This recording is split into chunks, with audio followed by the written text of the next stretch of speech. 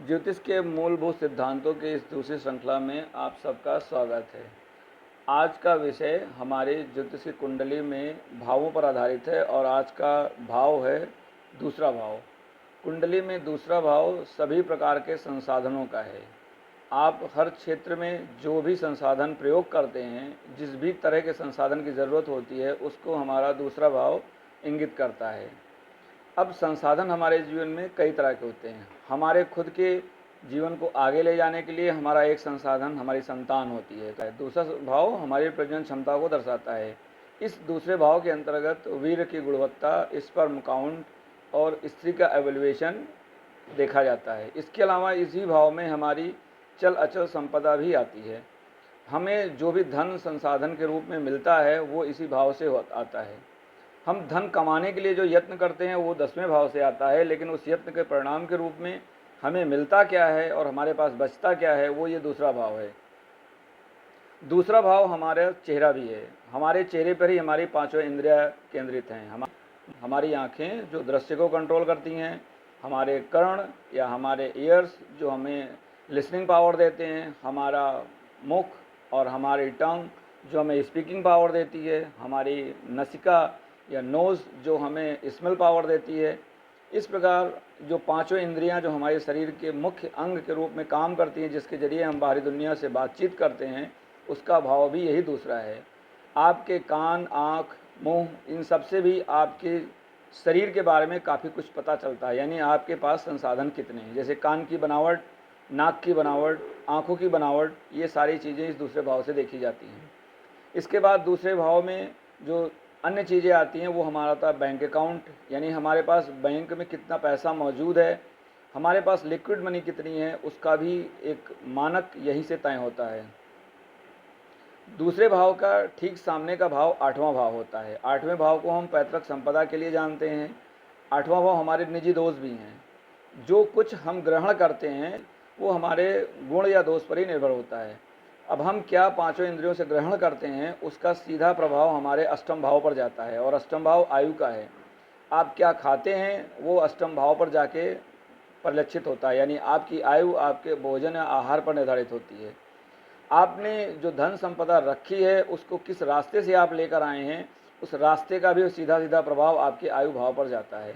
जिस मार्ग से धन आया है उसी मार्ग से आपको आयु मिलेगी। इसके अलावा अगर हम भाव भावत के सिद्धांत पर जाएं तो दूसरे भाव से ठीक सामने यानी पंचम भाव यानी त्रिकोण का भाव जिसे हम बोलते हैं, तो दूसरा भाव, छठा भाव और 10वां भाव ये एक त्रिकोण बनाते हैं और कुंडली में से अर्थ त्रिकोण भी कहा जाता है। तो दूसरे भाव से अगर हमारा आहार है तो छठे भाव से उसका पाचन है, यानी आपने जो खाया वो कितना पचा पाएंगे उसके लिए छठा भाव देखा जाता है। छठे भाव में आपके रोग हैं, वो रोग जो रोज़ की खिचखिच पैदा करते हैं, वो शत्रु हैं जो आपके लिए बाहर से तैयारी करके आते हैं, यानी आपको बाहर किन लोगों से लड़ना है, वो छठा भाव है। लेकिन उसकी जो मूल है, वो जड़ है, वो आपके दूसरे भाव में छुपी है। आपकी बोली दूसरे भाव से आती है और आपकी बोली ही आपके शत्रु यानी छठे भाव में जो शत्रु हैं वो पैदा होते हैं। आप खाना खाते हैं, उस खाने में क्या है वही आपके रोग की जड़ है, रोग छठे भाव से आता है। इसी प्रकार आप धन संचय करते हैं तो उस धन को संचय करके आप लाते कहाँ से हैं, उसकी मूल जड़ छठा भाव है, यानी वो नौकरी का भाव है, वहाँ वो डेली रूटीन का भाव है। आप रोज़ खाना खाते हैं, लेकिन कब खाते हैं, कैसे खाते हैं, उसको हमारा छठा भाव बताता है। तो जब कभी भी हम दूसरे भाव की बात करते हैं तो दूसरा और छठा और 10वां ये आपस में एक दूसरे से जुड़े हुए हैं। और ज्योतिष में एक सबसे बड़ा सिद्धांत है, हर भाव के ठीक सामने वाला यानी 7वां भाव उस भाव का मारक होता है। यानी कि अगर आपको कोई चीज़ हानि पहुंचाएगी किसी भाव के बारे में, तो आप उसके ठीक सामने वाले भाव को नज़र रखिए। उस भाव पर जो ग्रह है, यानी सामने वाले भाव का जो भी ग्रह है, वो उस भाव के लिए मारक का काम करता है। अब ये मारक होगा या तारक, इसके लिए हम हमेशा उस ग्रह का उस भाव के सापेक्ष संबंध देखते हैं। यदि वो भाव के सापेक्ष ग्रह मित्र है, यानी कुंडली विशेष के आधारित, जिसे हम तात्कालिक मित्रता पर कह सकते हैं, क्योंकि कुछ ग्रह नैसर्गिक और कुछ ग्रह तात्कालिक रूप से कभी मित्र और शत्रु दोनों हो सकते हैं। इसके बारे में हम आगे भी चर्चा करेंगे कि तात्कालिक मित्रता शत्रुता हम कैसे देखते हैं। अब जब जैसे मैंने बताया कि 2, 6, 10 का भाव हम देखते हैं, ऐसे ही कभी भी किसी भी भाव के लिए हमारा दूसरा संबंध केंद्र का होता है। अब यहाँ केंद्र की अगर हम बात करें तो दूसरे भाव का केंद्र पंचम भाव है, और इसी का जो अगला केंद्र भाव है वो हमारा 8वां भाव है, और इसका अगला केंद्र हमारा 11वां भाव है। तो यानी हर चौथा भाव केंद्र कहलाता है। तो केंद्र के जो ग्रह होते हैं वो उसके सहयोगी होते हैं। जैसे 7वां उसका विरोधी होता है, ऐसे ही जो केंद्र के ग्रह होते हैं और त्रिकोण के ग्रह होते हैं वो किसी भाव के लिए सहयोगी होते हैं। तो इस प्रकार आप दूसरे भाव से आकलन कर सकते हैं कि आदमी की प्रजनन क्षमता में विशेषकर स्त्री के मामले में उसकी मासिक धर्म की गुणवत्ता, यानी उसका ओवल्यूशन प्रोसेस कितना परफेक्ट है, कितना ट्रबलसम है, या कह सकते हैं वो अगर उसके मासिक धर्म में कोई दिक्कत आ रही है जिसकी वजह से उसको संतान में बाधा आएगी, तो वो दूसरे भाव से देखा जाता है। इसी प्रकार यदि पुरुष की बात करें तो पुरुष के गुप्तांग 8वें भाव से देखे जाते हैं, लेकिन पुरुष के वीर की गुणवत्ता दूसरे भाव से देखी जाती है। ठीक इसी प्रकार अगर हम धन का खर्च देखें तो खर्च हम 12वें भाव से देखते हैं, लेकिन धन है कितना इसको हम दूसरे भाव से देखते हैं। धन कमाएंगे कैसे, वो हमारा 10वां भाव और 11वां भाव बताता है। इसके अलावा यही भाव अगर अन्य भावों के सापेक्ष देखा जाए भौत भावों में से, तो कई चीज़ें बताता है। तो हमेशा ध्यान रखिए कि कुंडली का में 12 ही भाव होते हैं, ये हमारी पूरी जिंदगी को नियंत्रित करते हैं। तो अगर एक शब्द में बोलें तो जीवन के किसी भी आयाम के लिए जो संसाधन आपको चाहिए, गाड़ी खरीदना है, घर खरीदना है तो पैसा चाहिए, दूसरा भाव। आपको अपना परिवार कुटुंब आगे लेके जाना है, संतान आगे करनी है तो दूसरा भाव। अगर आपको अपने कर्मों को, अपने शरीर के बल को जारी रखना है जिससे कि आप सतत कार्य कर सके तो भोजन, दूसरा भाव। यदि आप अपने जो चल अचल संपदा है उसको आप आगे लेके बना कर रखना चाहते हैं तो उसके लिए दूसरा भाव। यानी संसाधन किसी भी प्रकार का हो उसके लिए दूसरा भाव। अब संसाधन को हम अलग अलग जगहों पे, अब मान लिया कि किसी ने को जानकारी चाहिए कि उसको बच्चा होगा कि नहीं होगा और बच्चे में क्या प्रॉब्लम आएगी, तो हम इसके लिए केवल लग्न कुंडली नहीं देखते हैं, इसके साथ हमें कारक कुंडली पर भी जाना होता है। तो अगर हम संतान की बात करें तो संतान के 2 कारक होते हैं, स्त्री के लिए गुरु और पुरुष के लिए शुक्र। गुरु और शुक्र ये दोनों संतान के कारक हैं। इसके अलावा वीर्य और मासिक धर्म में जो अंडाणु निकलते हैं उसका कारक शुक्र होता है। तो शुक्र की कुंडली से हम ये समझते हैं कि गुणवत्ता कितनी होगी। इसके अलावा हमें सप्तमांश कुंडली देखनी पड़ती है जिससे कि हमें संतान का पता लगता है, संतान होगी, संतान में क्या बाधा आएगी। तो वहाँ पर सप्तमांश कुंडली का दूसरा भाव बताता है कि संतान के बारे में आपके संसाधन कैसे हैं।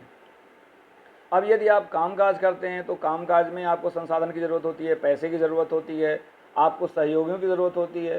तो ये संसाधन आप कैसे देखेंगे, तो हम वहाँ पर कारक की बात करेंगे तो शनि हमारे कामकाज के कारक हैं।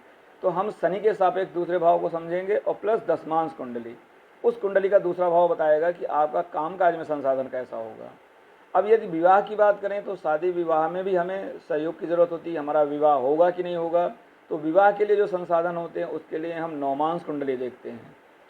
इस प्रकार हर एक क्षेत्र के लिए अलग अलग विशेष कुंडलियां हैं। अब मकान और गाड़ी का अगर आपको सुख देखना है तो उसके लिए जो संसाधन कितना अच्छा है कितना खराब है, D4 कुंडली से देखते हैं।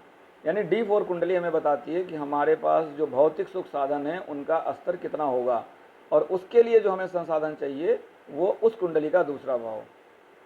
लेकिन जितनी भी सूक्ष्म कुंडलियां हैं उन सभी सूक्ष्म कुंडलियों का मूल आधार, या कह सकते हैं वो जो पेड़ जिसमें ये सभी सूक्ष्म कुंडलियों के फल लगते हैं, वो लग्न कुंडली का दूसरा भाव। जब तक हम लग्न कुंडली को नहीं समझते हैं तब तक हम किसी अन्य सूक्ष्म कुंडली पर जाकर कुछ भी करेंगे तो उसका कोई अर्थ नहीं निकलेगा। इस प्रकार यदि आपको कोई भी संसाधन देखना है तो दूसरे भाव को देखना जरूरी है। लोग कुंडली मिलान करते हैं, गुण मिलान करते हैं, लेकिन कुंडली मिलान में आपने सब कुछ मिला लिया, संतान का बहुत अच्छा योग दिख रहा है क्योंकि वहाँ पर अधिकतर गुण मिलान नक्षत्र पर या राशि पर आधारित हैं, लेकिन भाव पर उनका कोई प्रभाव नहीं होता है। लेकिन ये दूसरा भाव आपके वैवाहिक सुख में संतान नाम की चीज़ के लिए बहुत ज़रूरी है। यदि लड़की और लड़के दोनों की कुंडली में दूसरा भाव पीड़ित दिख रहा है तो आप चाहे जितना कुंडली मिला लीजिए, संतान होने में बाधा आनी ही तय है। इसी प्रकार आपने बहुत गुण मिलान कर लिया कि दोनों के बहुत बनेगी, आपस में बहुत अच्छा संबंध रहेगा, लेकिन यदि दूसरा भाव परस्पर विरोधी जा रहा है तो उनके दोनों के बीच में संसाधनों को लेकर खिचखिच रहेगी। लड़की कुछ और चाहेगी संसाधन के रूप में और लड़के को कुछ और पसंद होगा। तो इस प्रकार किसी भी आयाम को देखने के लिए हम उस आयाम के संसाधन को परखते हैं, और ये संसाधन हमारे जीवन के किसी भी क्षेत्र का हो वो हमें दिखता है इस लग्न कुंडली के दूसरे भाव में। इसके अलावा अगर हम और बात समझें गहराई में, तो एक कुंडली होती है D60, जो कि सबसे सूक्ष्म कुंडली मानी जाती है।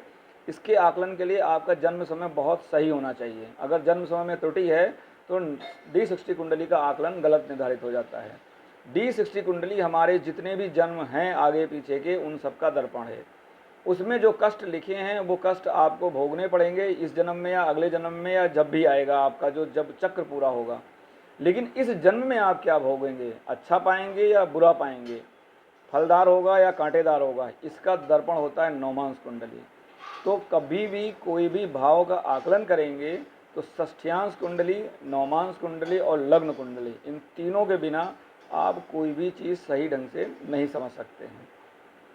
और जो सबसे महत्वपूर्ण बात है, किसी भी भाव का आकलन करते समय उस भाव के अधिपति, उस भाव में जो ग्रह है, उनका नक्षत्र और उस नक्षत्र का पुरुषार्थ, इनका भी संबंध जरूरी है। नक्षत्र एक बहुत गहन विषय है, इस पर भी आगे लेकर आएंगे, चर्चा करेंगे।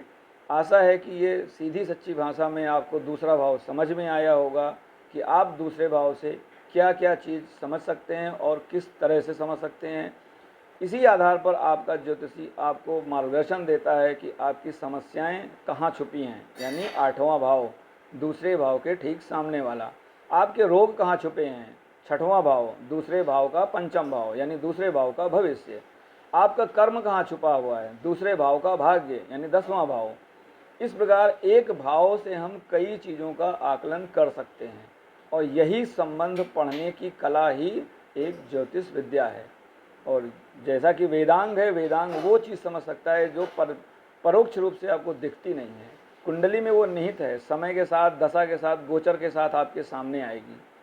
और दूसरे भाव का जो सबसे महत्वपूर्ण अंग है, ये दूसरा भाव आपका मारक भाव भी है। मारक इस आधार पर कि आपके संसाधन ही आपको मारते हैं। गलत खाना खाएंगे आप रोग के शिकार होंगे, गलत आदत पालेंगे आप समस्या का शिकार होंगे, आपने गलत तरीके से धन अर्जित किया है वो आपके लिए, आपके बच्चों के लिए एक कष्ट का कारण बनेगा। आपका रहन सहन गलत है, यानी आपका जो संसाधन है, घर मकान गाड़ी बंगला, उसका उपयोग आप कैसे करते हैं वो आपकी आयु बताएगा। तो ये नहीं कह सकते कि एक भाव से आप कोई भी चीज़ समझ सकते हैं, लेकिन एक भाव दूसरे भाव को प्रभावित जरूर करता है। तो जब कभी भी आपको अपनी समस्याओं को देखना हो, आपको कोई रोग आ रहा है, तो रोग के पहले आप देखिए कि आप खा क्या रहे हैं। अगर आपका पैसा व्यर्थ में जा रहा है तो आप देखिए कि पैसा ला कहाँ से रहे हैं। यदि कोई भी चीज़ पकड़नी है, आपके साथ कोई दुर्घटना होने वाली है, तो ये दूसरा भाव आपके मानसिक विचार भी हैं, क्योंकि यहाँ पर हम अपनी आँखों से, अपनी जिह्वा से, अपने करणों से बाहरी दुनिया से विचार लेकर अपने दिमाग में आते हैं, और वही विचार हमें पतन की ओर लेके जाते हैं। तो ऐसा नहीं कि हम यहाँ केवल भोजन ही खाते हैं दूसरे भाव से हम विचार भी खाते हैं, नज़रों से हम दृश्य भी खाते हैं। ये सभी हमारे ग्राह्य हैं। ग्राह्य मीन्स जो हम एक्सेप्ट कर रहे हैं, इनटेक कर रहे हैं। तो इनटेक टेंजिबल हो या इनटेंजिबल हो, वो सभी कुछ इसी दूसरे भाव में दिखता है। आपका अगर ज्योतिषी सही ढंग से दूसरा भाव पकड़ ले तो वो बता सकता है कि आप सोचते क्या हैं, आप सुनते क्या हैं, आप बोलते क्या हैं। ये सारी चीज़ों का दर्पण यही दूसरा भाव है। तो आशा है ये विषय आपको समझ में आया होगा, और इस विषय से आप ज्योतिष की गहराई को, या उसकी कह सकते हैं कि जो मुख्य बिंदु हैं या उनका जो मुख्य महत्व है, कैसे हम इसको अपने जीवन में यूज़ कर सकते हैं, उसके बारे में थोड़ी समझ आप समझ पाए होंगे। यदि आपको यह विषय अच्छा लग रहा हो और मेरा समझाने का तरीका अच्छा लग रहा हो, तो कृपया मेरे चैनल को लाइक, सब्सक्राइब और शेयर करें, और अपनी टिप्पणियों से, अपने कमेंट के माध्यम से मेरा मार्गदर्शन करें कि आपको किस विषय में और किस तरह से जानकारी चाहिए, आपकी दुविधाएं क्या हैं। ये अंधविश्वास नहीं है, ये ज्योतिष पूरी तरह से विज्ञान है। आज का विज्ञान केवल इस ज्ञान पर रिसर्च कर रहा है, यानी ज्योतिष में जो ज्ञान छुपा हुआ है या वेदों में जो ज्ञान छुपा हुआ है, उस पर आज का विज्ञान मात्र रिसर्च कर रहा है। सर्च तो पहले हो चुकी है। इसी के साथ आप सबसे विदा लेता हूँ। मेरे चैनल पर बने रहने के लिए आप सबका धन्यवाद। आपका दिन शुभ हो। ओम गुरुवे नमः।